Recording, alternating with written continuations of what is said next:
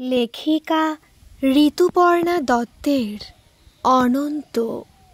গল্পটি ভালো লাগলে অবশ্যই একটা সাবস্ক্রাইব করে আমার পাশে থাকবেন, আর কেমন লাগলো একটা কমেন্ট করে কিন্তু জানাবেন। তাহলে শুরু করা যাক আজকের গল্প অনন্ত। নাথানের আজ বিয়ে। সকাল থেকে চলছে চূড়ান্ত ব্যস্ততা।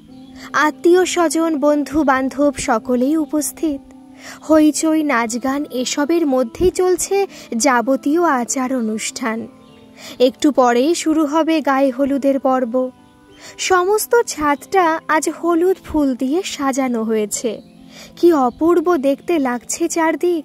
সবাই নিজেদের মতো ছবি তুলতে ব্যস্ত। চারদিকে হাসাহাসি, আনন্দ। ওদিকে ফটোগ্রাফার নানান পোজে নাথানের ছবি তুলেই চলেছে। আজ নাথান ছাড়া সকলেই হলুদ রঙের পোশাক পরেছে।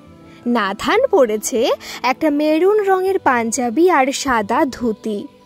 ওর মামাতো বোন পোলো হঠাৎ করে এসে কানে কানে বলে গেল, দাদা ভাই, আজ কিন্তু আমি তোর সাথে কয়েকশো ছবি তুলব, একটাও না করবি না, সব ইনস্টাগ্রামে পোস্ট করতে হবে। নাথান বলল, হবে হবে। সোমা পিসি কোথা থেকে এসে ওকে দুটো সন্দেশ আর জল খাইয়ে গেল। বলল, আজ সারাদিন উপোস থাকতে হবে, তাই এইটুকু খেয়ে নিতে। এরপর শুরু হলো গায়ে হলুদের অনুষ্ঠান। ব্যাকগ্রাউন্ডে বাজছে সানাই। মা, রূপু মাসি, সুতপা কাকিমা, সোমা পিসি, অনি দিদি, পাখি সবাই মিলে হলুদ মাখিয়ে দিল ওকে মুখে, হাতে, গলায়, বুকে। তারপর সবাই নিজেদের মধ্যে হলুদ খেলায় মেতে উঠল। এরপর অর্ক, দীপ, শুভ ওরা সব একটা লাল রঙের বালতিতে হলুদ রং জলে গুলে সেই জল ওর মাথায় ঢালতেই সেই মুহূর্তের প্রচুর ছবি উঠল সাথে সাথে। তারপর বেজে উঠল নানান বাংলা গান, আর তার সাথে সবাই যে যার মতো করে নাচতে গাইতে শুরু করলো। এই সব কিছু মিটতে প্রায় দুপুর হয়ে গেল। ছাদ থেকে নিচে নেমে সবাই যে যার মতো আবার ছড়িয়ে ছিটিয়ে গেল। নাথান গেল স্নান করতে। বাথরুমে দরজাটা বন্ধ করতেই ওর মাথাটা কেমন হালকা ঘুরে গেল। মাথায় হালকা ব্যথাও করছে। এই ব্যথাটা নাথানের কিছুদিন ধরেই করছে। বুঝতে পারছে না ঠিক কী কারণে হচ্ছে। এই সময় অন্যান্য দিন যখন অফিসে থাকে তখনও হয়, অনেকক্ষণ থাকে ব্যথাটা। রাতে ঘুমটা ভালো হলে সকালে উঠলে আবার সব ঠিকঠাক। মাথাটা বেশ হালকা অনুভব করে। হতে পারে ঠান্ডা জলটা তখন হঠাৎ করে মাথায় পড়তে ব্যথা করছে। যাই হোক, আর কিছু না ভেবে ও স্নানটা সেরে নিল। দুপুর কেটে অবশেষে সন্ধে উপস্থিত। নাথান ধুতি পাঞ্জাবি পরে তৈরি হয়ে গাড়িতে উঠে বসেছে। ওর এক পাশে মামাতো বোন পোলো, আর এক পাশে দীপ বসেছে। সামনের সিটে ড্রাইভারের পাশে বসেছে শুভ আর অর্ক। ওরা বিয়ে বাড়ি পৌঁছাতে গাড়ি থেকে নামার আগে লিলির মা এগিয়ে এসেছে বরণ ডালা হাতে নিয়ে। তার সাথে রয়েছেন আরও অনেক মহিলা।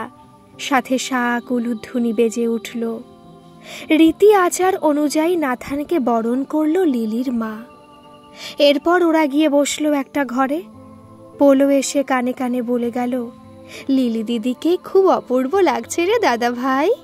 নাতান অল্প হাসলেও ওরও মনে মনে খুব লিলিকে এক্ষুনি গিয়ে দেখতে ইচ্ছে করছে, কেমন সেজেছে ও। মাঝে মাঝেই কত সব অপরিচিত লোকজন এসে নাথানকে দেখে চলে যাচ্ছে।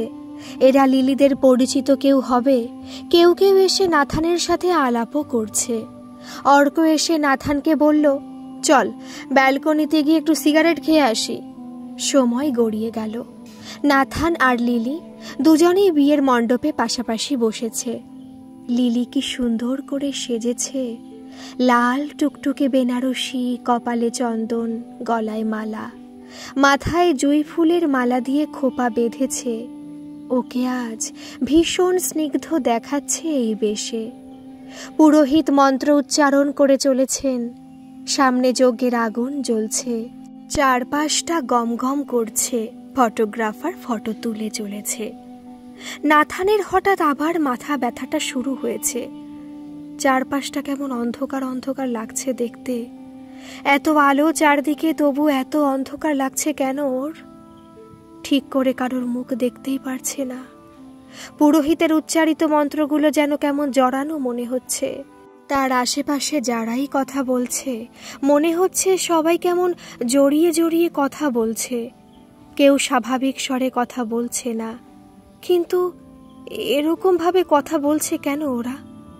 যজ্ঞের ঘি আগুনের গন্ধের সাথে চারপাশে পারফিউমের গন্ধ মিশে কেমন গা গুলিয়ে উঠল নাথানের। হঠাৎ শরীরটা এত খারাপ লাগছে কেন ওর? অনেকে ওর সামনে এসে হাসছে, তাদের হাসি মুখটা দেখে যেন আরো ভয় ভয় করছে নাথানের। পাশে বসা লিলির দিকে তাকাতে দেখলো ও চুপচাপ মাথা নিচু করে বসে আছে। লাল রঙের কাপড় দিয়ে ঘোমটা দেওয়া ওর মুখ। হঠাৎ দেখলো লিলি মাথাটা অল্প তুলে ওর দিকে তাকিয়ে হাসলো, কিন্তু নাথানের সেই হাসি ভালো লাগলো না। সেই কলেজ থেকে দেখে আসছেও লিলিকে, এই হাসি তো লিলির ছিল না। কিরকম চোখগুলো গম্ভীর, অথচ ঠোঁটে হাসি। সেই হাসিতে কোনো প্রাণ নেই। নাথান এবার ঘামতে শুরু করেছে। ও লিলির চোখগুলোর দিকে ভালো করে তাকাতেই দেখল কাজল পরা টানা টানা চোখ দুটি থেকে হঠাৎ রক্ত গড়িয়ে পড়তে শুরু করেছে গালের ওপর দিয়ে। সেই দৃশ্য দেখে নাথান আর নিজেকে সামলাতে না পেরে সে জ্ঞান হারিয়ে সেখানেই লুটিয়ে পড়ল। উফ, কি বিভৎস বাজে একটা স্বপ্ন কাল রাতে দেখেছে নাথান। রাত বলা ভুল হবে, সারা রাত জাগার পর ভোরবেলার দিকে একটু ঘুমিয়ে পড়েছিল, আর এরকম একটা স্বপ্ন বিয়ের ঠিক কিছু ঘন্টা আগেই আসতে হলো। নাথান আর এই সব নিয়ে চিন্তা না করে উঠে পড়ল। আজ কোনো খারাপ চিন্তা নয়, আজ নাথানের বিয়ে, তাই প্রচুর ব্যস্ততা। আর কিছুক্ষণ পরই শুরু হবে গায়ে হলুদের পর্ব। ওরা এখন সবাই ছাদে, যে যার মতো সব নিজেদের ছবি তুলছে, হাসাহাসি করছে, ব্যাকগ্রাউন্ডে গান বাজছে। ছাদটা যে কি সুন্দর দেখাচ্ছে, চারদিকে হলুদ ফুল দিয়ে সাজানো হয়েছে। ফটোগ্রাফার ছেলেটা কখন থেকে ছবি তুলেই যাচ্ছে নাথানের নানা রকম পোজে। আজ সবাই হলুদ পোশাকে সেজেছে, একমাত্র নাথান ছাড়া। সে একটা মেরুন রঙের পাঞ্জাবি আর সাদা ধুতি পরেছে। সোমা পিসি এসে সন্দেশ আর জল খাইয়ে গেল, বলল আজ সারাদিন উপোস থাকতে হবে, তাই এটুকু খেয়ে নিতে। এত হইচই নাচ গানের মধ্যেও নাথানের এই পরিবেশটা বড় চেনা চেনা লাগছে। মনে হচ্ছে কিছুক্ষণ আগেই তো এইগুলো সব ঘটে গেছে। হঠাৎ পোলো কোথা থেকে এসে কানে কানে বলে গেল, দাদা ভাই, আজ কিন্তু তোর সাথে আমি প্রায় কয়েকশো ছবি তুলবো, একবারও না করবি না? আমার বন্ধুদের পাঠাবো, ইনস্টাগ্রামে পোস্ট করতে হবে। নাথান একটু থমকে গিয়ে কিছু একটা চিন্তা করে জবাব দিল, এরপর শুরু হলো গায়ে হলুদের অনুষ্ঠান। মা, কাকিমা, সোমা পিসি, পাখি, ওরা সবাই মিলে ওকে হলুদ মাখিয়ে দিল। ব্যাকগ্রাউন্ডে বাজছে সানাই, সবাই একে অপরকে হলুদ মাখাতে ব্যস্ত। দীপ, অর্ক, শুভরা একটা লাল রঙের বালতিতে হলুদ রং গোলা জল নাথানের মাথায় ঢেলে দিল এবং তার সাথে সাথে সেই মুহূর্তগুলো বন্দি করলো ফটোগ্রাফার ছেলেটি তার ক্যামেরায়। এরপর শুরু হলো নাচ গান, যে যেমন পারছে নাচছে, গান গাইছে, অথচ এত হই হুল্লোড়ের মধ্যেও নাথানের মনটা কেমন যেন অস্থির অস্থির লাগছে। ও কিছুতেই নিজেকে এটা বোঝাতে পারছে না যে যা কিছু খারাপ ঘুমের মধ্যেও দেখেছে সেটা নিছকই একটা স্বপ্ন ছিল, আর এটা বাস্তব। ওর মাথার ভেতর থেকে কিছুতেই সরাতে পারছে না এই চিন্তাটা। ওরা যখন সবাই নিচে নামলো তখন দুপুর হয়ে গেছে। নাথান স্নানে যাবে বলে বাথরুমের দিকে পা বাড়াতেই দেখল বাথরুমের দরজাটা অর্ধেক খোলা এবং বাথরুমের সামনে লাল মেঝেতে সাধারণের থেকে প্রায় অনেকটাই বড় মাপের কতগুলো পায়ের ছাপ স্পষ্ট। কে যেন এত বড় বড় জলে ভেজা পায়ে হেঁটে গেছে। কি অদ্ভুত, এত বড় পা কার হয়? এখানে কিভাবে এলো? এই সব চিন্তা করতে করতে মাথাটা তার অল্প ঘুরে গেল, ব্যথাটাও শুরু হয়েছে। অত ঠান্ডা জল মাথায় পড়তে ঠান্ডা লেগে গেল বোধহয়। দেরি হয়ে যাচ্ছে ভেবে বাথরুমে ঢুকে গেল সে। সন্ধ্যায় নাথান ধুতি পাঞ্জাবি পরে তৈরি হয়ে গাড়িতে উঠে বসেছে। ওর এক পাশে পোলো আর এক পাশে দীপ, সামনের সিটে শুভ আর অর্ক। বিয়ে বাড়ির সামনে গাড়ি এসে যখন থামলো দেখলো লিলির মা বরণ ডালা হাতে দাঁড়িয়ে আছে, তার সাথে রয়েছে আরো অনেক মহিলা। শাক উলুধ্বনি বেজে উঠল। লিলির মা নাথানকে বরণ করতে শুরু করলো। নাথান লিলির মায়ের চোখের দিকে তাকাতেই দেখল কাকিমার চোখগুলো কেমন যেন লাল লাল লাগছে। কাকিমা কি কাঁদছে? বুঝতে পারল না সে। চোখ সরিয়ে বাকিদের দিকে তাকাতে দেখল তাদের চোখগুলো একই রকম লাল। বরণের পর ওরা যে ঘরটায় এসে বসেছে, নাথান দেখল অদ্ভুতভাবে ঘরটা স্বপ্নে দেখা সেই ঘরটার মতোই প্রায় একই রকমভাবে সাজানো। থেকে থেকে কেউ কেউ আসছে নাথানের সাথে আলাপ করতে, আবার কেউ কেউ ওকে দেখেই চলে যাচ্ছে। একটা জিনিস নাথান লক্ষ্য করেছে, যারাই আসছে তার কাছে তাদের সকলেরই চোখগুলো খুব অদ্ভুত রকমের লাল লাল। কিন্তু সকলের একই রকম হবে কেন? এটা তো স্বাভাবিক নয়। নাথান দীপকে ডাকলো, ভাবলো ওকে জিজ্ঞেস করবে সেও এরকম দেখছে কিনা, নাকি নাথানেরই চোখের ভুল। দীপ কাছে আসতে ওর দিকে তাকাতে নাথান থমকে গেল। ওকে আর কিছু বলল না। দেখল দীপের চোখগুলিও একই রকম আর বাকিদের মতোই কেমন অদ্ভুতভাবে লাল হয়ে আছে। দীপ বলল, কি রে, কি হলো? চল একটা সিগারেট খেয়ে আসি। নাথান বলল, না থাক, তুই যা। চারদিকে হাসাহাসি, আনন্দ, কথাবার্তা, আর এই সব মিলিয়ে বিয়ে বাড়িটা পুরো গমগম করছে। তার সাথে বেজে চলেছে সানাই। নাথানের হঠাৎ চোখে পড়ল দরজার দিকে। সে দেখল পোলো আসছে সেখান দিয়ে, তার দিকে এগিয়ে আসছে। কিন্তু তার হেঁটে আসার ধরনটা কেমন অদ্ভুত লাগছে। কিরকম দুলে দুলে খুব ধীর গতিতে এসে হাঁটছে। পোলো যখন তার সামনে এসে দাঁড়ালো, নাথান দেখল পোলোর চোখ দুটিও রক্তের মতো লাল হয়ে আছে। সে একগাল হাসি হেসে নাথানের দিকে তাকিয়ে তারপর ওর কানের কাছে গিয়ে ফিসফিস করে বলল, দাদা ভাই, লিলি দিদিকে কি সুন্দর দেখতে লাগছে রে। নাথানের কিছু ভালো লাগছে না, কেমন একটা টেনশন হচ্ছে তার। আজ এমন একটা আনন্দের দিনেও তার কোনো কিছুতে মন বসছে না। সে স্বপ্ন আর বাস্তবকে গুলিয়ে ফেলেছে, না পারছে কাউকে কিছু বলতে, না নিজে কিছু করতে। স্বপ্নে দেখা মুহূর্তগুলোই যেন আরও ভয়ঙ্কর হয়ে ফিরে আসছে।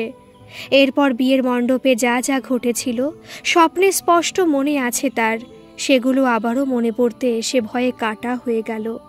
না না, এসব কি উল্টোপাল্টা ভাবছে সে? কিচ্ছু হয়নি, সব ঠিক আছে। কদিন ঘুম হচ্ছে না ঠিক মতো, তাই হয়তো ভুলভাল কি সব দেখছে। তাছাড়া এসব কাউকে বলা যায় নাকি? লোকে ভাববে বিয়ে করতে এসে মাথাটা খারাপ হয়ে গেছে। বিয়ের মণ্ডপে এখন নাথান আর লিলি পাশাপাশি বসে আছে। তাদের চারপাশে ঘিরে রয়েছে আত্মীয় স্বজন, বন্ধু বান্ধব সকলে। সামনে জ্বলছে যজ্ঞের আগুন। পুরোহিত মশাই মন্ত্র পড়ে চলেছেন। লিলির পরনে লাল টুকটুকে বেনারসি, কপালে চন্দন, গলায় মালা, মাথায় জুঁই ফুল দিয়ে শক্ত করে বাঁধা খোপা আর একটা লাল কাপড় দিয়ে তার মাথায় ঘোমটা দেওয়া। নাথান দেখল কি অপূর্ব লাগছে দেখতে লিলিকে, যদিও মুখটা তেমন দেখা যাচ্ছে না ওর। নাথান চেষ্টা করল লিলির মুখটা দেখার। সে দেখল লিলি আস্তে আস্তে তার মুখটা নাথানের দিকে ফেরালো। ও মা, এ কি দেখছে সে? এটা কে? কাকে দেখছে সে? একজন ৮০-৮২ বছর বয়সী এক বৃদ্ধা বসে আছে সেখানে। তার মুখের, গলার, গালের সমস্ত চামড়া কোঁচকানো, চোখ দুটো কোটরে ঢোকা এবং সেই চোখ থেকে নেমে আসছে রক্তের ধারা। এক দৃষ্টিতে তাকিয়ে আছে সে নাথানের দিকে। পেছনে যেন কারা খুব চিৎকার করে হাসছে, আবার কারা যেন কাঁদছে, সাথে উলুধ্বনি দিচ্ছে, শাকও বাজছে, সাথে পুরোহিতের মন্ত্র। নাথান আর পারছে না সহ্য করতে, সব কিছু অন্ধকার হয়ে আসছে। মাথাটা তার ছিঁড়ে যাচ্ছে। সে জ্ঞান হারিয়ে লুটিয়ে পড়ল সেখানেই। ঘুম ভাঙতেই তার মুখ থেকে বেরিয়ে এলো একটা চাপা আর্তনাদ। সে হাঁপাচ্ছে। ঘুমের মধ্যে এসব কি দেখল সে? সে কি স্বপ্ন দেখল? না না, স্বপ্ন নয়, কিছুতেই নয়। স্বপ্ন কি করে হতে পারে? ও তো সব কিছু নিজের চোখের সামনে ঘটতে দেখেছে। এত জীবন্ত, এত ভয়ঙ্কর দৃশ্য সে কোনোদিন কল্পনাও করতে পারে না।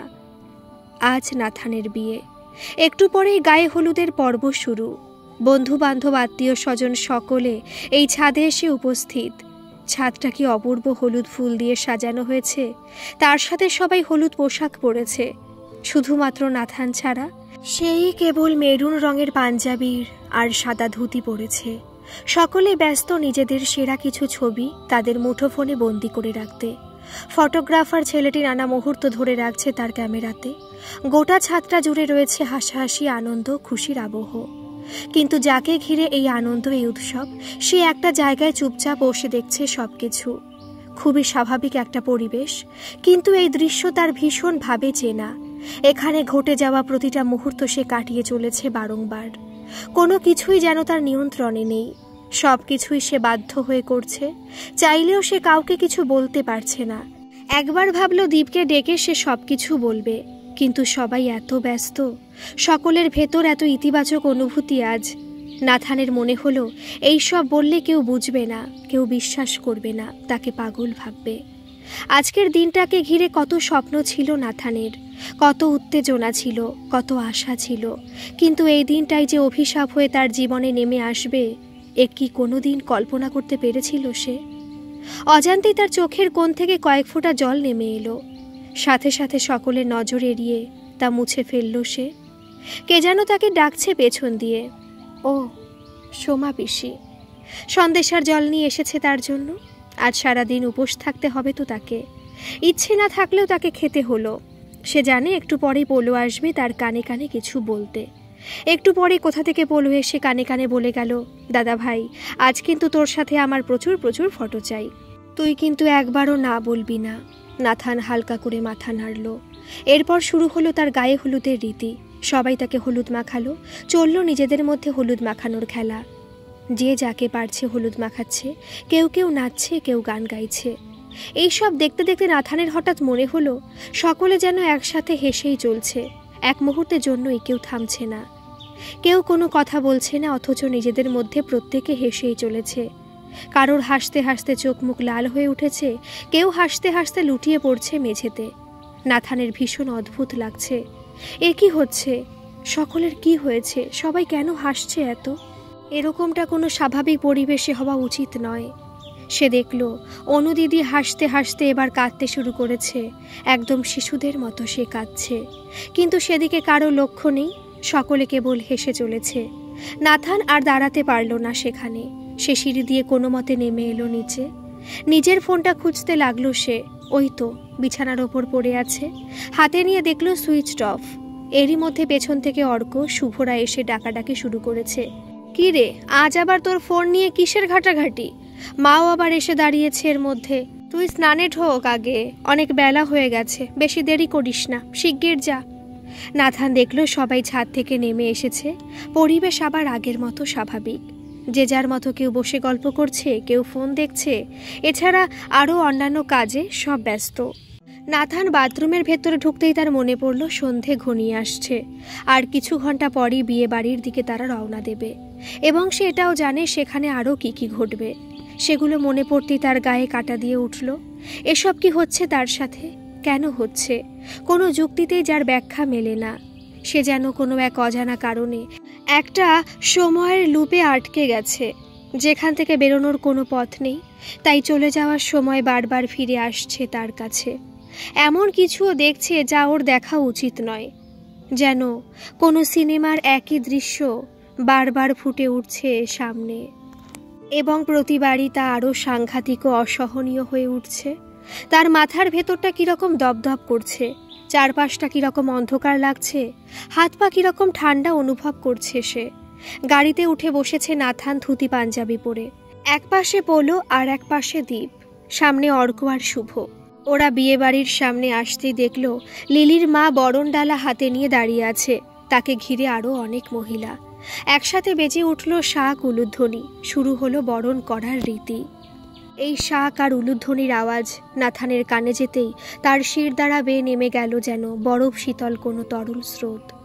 এমন শুদ্ধ পবিত্রকৃত শব্দ যে আতঙ্কের কারণ হবে, যার শব্দে রক্ত হিম হয়ে যাবে, তা কোনো দিন দুঃস্বপ্নেও ভাবতে পারেনি নাথান। সে কারোর চোখের দিকে তাকাতে পারল না।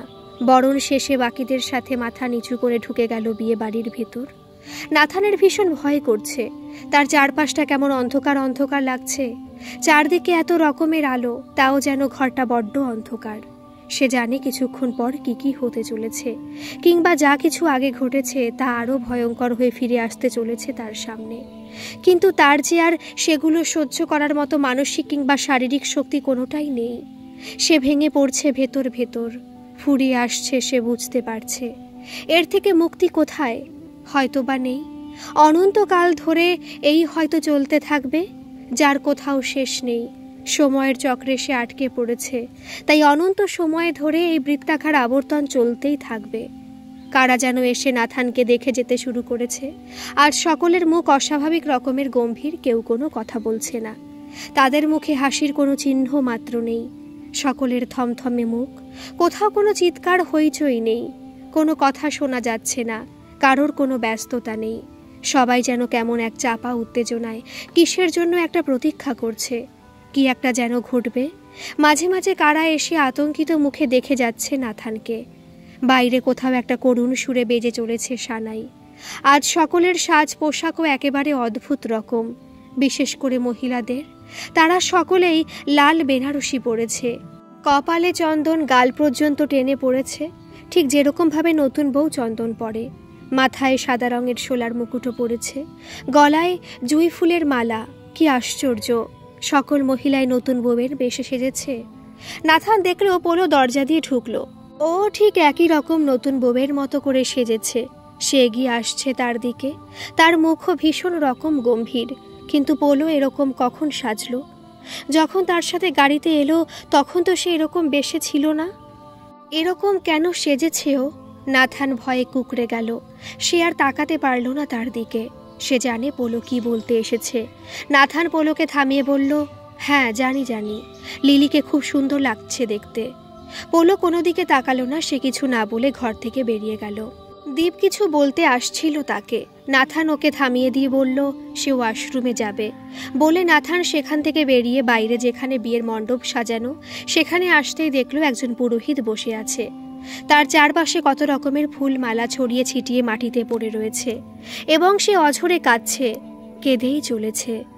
আর তার সামনে লিলি বসে আছে লাল বেনারসি পরে। সে আজ কিছুই সাজেনি। আজ তার মাথায় ঘোমটা নেই, সমস্ত খোলা চুল পিঠের ওপরে পড়ে রয়েছে এবং সে পা দুটো ছড়িয়ে বসে কি একটা মন্ত্র জপ করে চলেছে দুলে দুলে। নাথান আর সেখানে দাঁড়ালো না। যে করে হোক তাকে এখান থেকে বেরোতেই হবে, আর এক মুহূর্ত এখানে নয়। সে সিঁড়ি দিয়ে নেমে আসতে গিয়ে দেখল একটা অল্প বয়সী মেয়ে ওরকমই নতুন বউয়ের সাজে সেজে সমানে দেওয়ালে মাথা ঠুকে চলেছে। নাথানের দিকে তার কোনো লক্ষ্য নেই, সে সমানে মাথা ঠুকেই চলেছে। আরও একটু নিচে নামতেই নাথান দেখল কয়েকজন বৃদ্ধা, তাদেরও পরনে সেই একই রকম নতুন বউয়ের সাজ। তারা একটা ফাঁকা জায়গায় গোল হয়ে সবাই একসাথে বসে আছে এবং সেখানে আসতেই সে দেখল তারা সকলে এক দৃষ্টিতে নাথানের দিকে চেয়ে আছে। সে আর সময় নষ্ট করল না। সে নিজেকে জোর করে সেখান থেকে নিয়ে বেরিয়ে আসতে চাইল।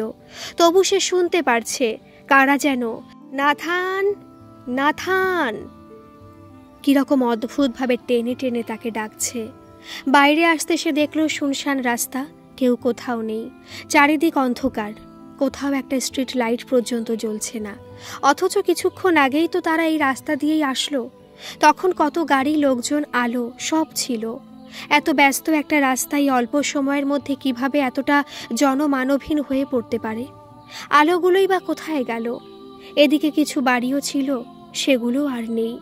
তার জায়গায় রয়েছে কতগুলো ফাঁকা বড় বড় জমি, চারদিকে কত গাছ। কিন্তু এদিকটায় তো এমন ছিল না। নাথান হাঁটতে হাঁটতে কিছুটা এগিয়ে এসে দেখলো ওদিকটায় একটা আলো দেখতে পারছে। কিরকম একটা আওয়াজও আসছে ওর কানে। সেদিকে সে এগিয়ে গেল। প্রায় 5 মিনিট মতো হেঁটে এসে দেখল এখানে একটা ছোটোখাটো প্রোগ্রাম মতো হচ্ছে। একটি মঞ্চে কতগুলি মহিলা নীল রঙের একই রঙের শাড়ি পরে পাশাপাশি দাঁড়িয়ে তারা গান গাইছে এবং একটি 10-11 বছরের মেয়ে সেই গানের তালে তালে নাচছে।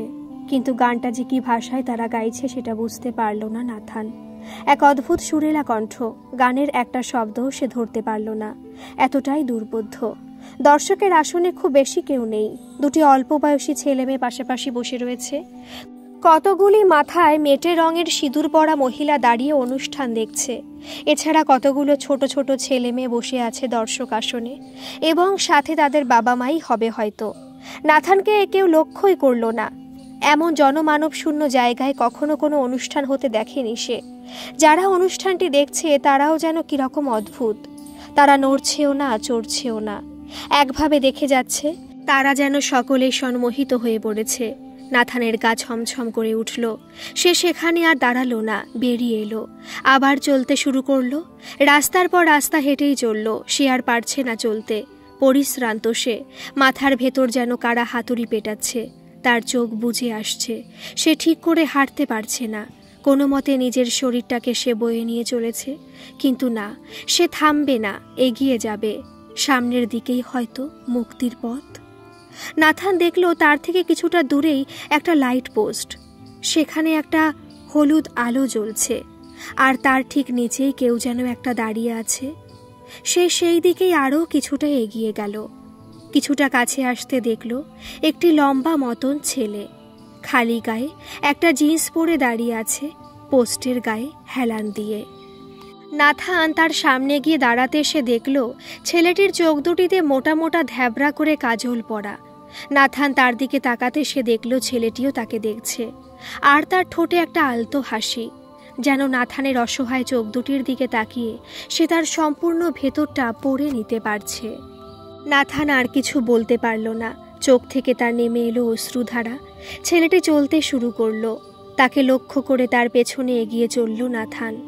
নীরবে, কোথাও কোনো শব্দ নেই, কোনো আলো নেই, কেবলই অন্ধকার। এ কোথায় চলেছে সে জানে না, কার সাথে চলেছে, কে তাকে পথ দেখিয়ে নিয়ে চলেছে, এসব কিচ্ছু জানে না। শুধু এটুকু জানে সামনে এগোলেই মুক্তি, আলো। কতক্ষণ হেঁটেছে জানে না, সময়ের কোনো হিসেব নেই। হয়তোবা সময় বলে এখানে কিছু নেই। একটা বড় বাড়ির সামনে এসে তারা দাঁড়িয়েছে। তারা বলতে নাথান একা। ছেলেটি কোথায় গেল? তার সাথেই তো ছিল। এদিক ওদিক তাকিয়ে সে কোথাও তাকে দেখতে পেল না। পুরো বাড়িটা নানা রঙের আলো দিয়ে সাজানো, বাহারি ফুল দিয়ে গেট সুসজ্জিত। কিছু লোক ভিড় করে দাঁড়িয়ে আছে গেটের সামনে, কিন্তু তাকে কেউ লক্ষ্য করল না। নাথান বাড়িটার ভেতর ঢুকে গেল। কি আশ্চর্য, খুব চেনা চেনা লাগছে জায়গাটাকে। ওই তো দীপ দাঁড়িয়ে, অর্ক, শুভ, লিলির দাদা। সোনা পিসি সবাই গল্প করছে, হাসছে। আর কত লোক রয়েছে, কেউ খাচ্ছে, কেউ ফোনে কথা বলছে। সব কিছু একদম স্বাভাবিক। নাথান চেষ্টা করছে সকলের সাথে কথা বলতে, কিন্তু কেউ তাকে লক্ষ্যই করছে না, যেন তাকে দেখতে পারছে না। কোনো অস্তিত্বই নেই তার এই পৃথিবীতে। আরও কিছুটা ভেতরে ঢুকতে সে আশ্চর্য হয়ে গেল। দেখল লিলি কোণের সাজে বসে আছে একটি সোফাতে, তার সিঁথিতে সিঁদুর। সে হাসছে আর গল্প করছে তার অফিসের বান্ধবী তনুশ্রীর সাথে। এরপর সে যা দেখল তাতে তার হাত পা হিম হয়ে এলো। সে কাঁপতে শুরু করেছে, আর দাঁড়াতে পারছে না। এ কাকে দেখছে সে? দেখল ধুতি পাঞ্জাবি পরা সে নিজেকে। ফোনে কথা বলতে বলতে লিলির পাশে এসে সে বসল। নাথানের দৃষ্টি ঝাপসা হয়ে এলো। চারদিকে একদম অন্ধকার। সে লুটিয়ে পড়ল সেখানেই। হাসপাতালে যেদিন তার জ্ঞান ফিরেছিল, জানতে পেরেছিল দীর্ঘ 28 ঘন্টা সে অচৈতন্য অবস্থায় ছিল। জ্ঞান আসার পর 3 দিন কেটে গেছে। এখনও তাকে থাকতে হবে কিছুদিন হাসপাতালে। দীপ, অর্ক, লিলি সবাই ঘন ঘন এসে দেখা করে যাচ্ছে তার সাথে। শরীরে এমনি কোনো অসুবিধা না থাকলেও এখনও দুর্বলতা রয়েছে। প্রচুর টেস্ট হয়েছে, কিছুই ধরা পড়েনি তার। সে জানতে পেরেছে বিয়ে চলাকালীন সেখানে অজ্ঞান হয়ে গিয়েছিল।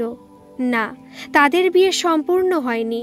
তার যে ঠিক কী হয়েছিল সে নিজেও জানে না, কিন্তু কি কি ঘটেছিল তার সাথে সেগুলো স্পষ্ট মনে আছে তার। হয়তো সারা জীবন মনে থাকবে। ভুলতে চাইলেও সে ভুলতে পারবে না। প্রকৃতির অসীম অজানা এক রহস্যের দ্বার তার সামনে খুলে গিয়েছিল, যেখানে প্রবেশের অনুমতি কারোর নেই। এমনই নিষিদ্ধ জগতে কোনো এক মায়াবী শক্তির দ্বারা নাথান সেখানে পৌঁছে গিয়েছিল। কেন, কিভাবে, সে জানে না। শুধু জ্ঞান আসার পর থেকে একজনকে সে প্রতিদিন স্বপ্নে দেখে চলেছে, সেই কাজল পরা ছেলেটি, যে তাকে পথ দেখিয়ে নিয়ে গিয়েছিল অন্য আরেকটি বাস্তবতায়।